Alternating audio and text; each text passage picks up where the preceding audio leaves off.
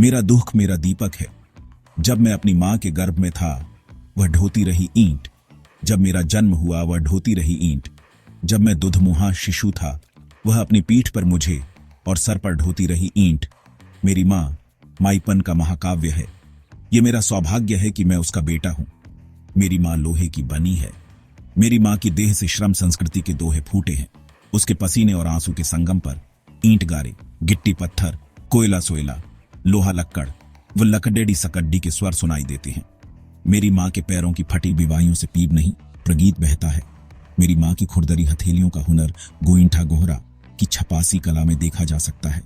मेरी मां धूल, धुएं और कुएं की पहचान है। मेरी मां धरती, नदी और गाय का गान है। मेरी मां भूख की भाषा है। मेरी मां मनुष्यता की मिट्टी की परिभाषा है। मेरी मां मेरी उम्मीद है। चढ़ते हुए घाम में चाम जल रहा है उसका, वह ईंट ढो रही है। उसके विरुद्ध झुलसाती हुई लू ही नहीं, अग्नि की आंधी चल रही है। वह सुबह से शाम अविराम काम कर रही है। उसे अभी खेतों की निराई गुडाई करनी है। वह थक कर चूर है, लेकिन उसे आधी रात तक चौका बर्तन करना है। मेरे लिए रोटी पोनी है, चिरई बनानी है, क्योंकि वह मजदूर है। अब मां की जगह मैं ढोता हूं ईंट, कभी भट्ठे पर, कभी मंडी का मजदूर बनकर शहर में, और कभी कभी पहाड़ों में पत्थर भी तोड़ता हूं, काटता हूं बोल्डर बड्ढा बड्ढा।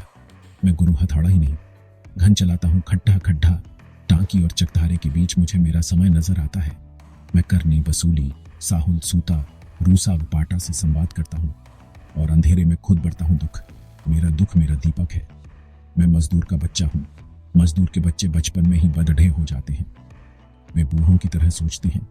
उनकी बातें भयानक कष्ट की कोख से जन्म लेती हैं, क्योंकि उनकी माएं उनके मालिक की किताबों के पन्नों पर उनका मल फेंकती हैं, और उनके बीच की कविता सत्ता का प्रतिपक्ष रचती है।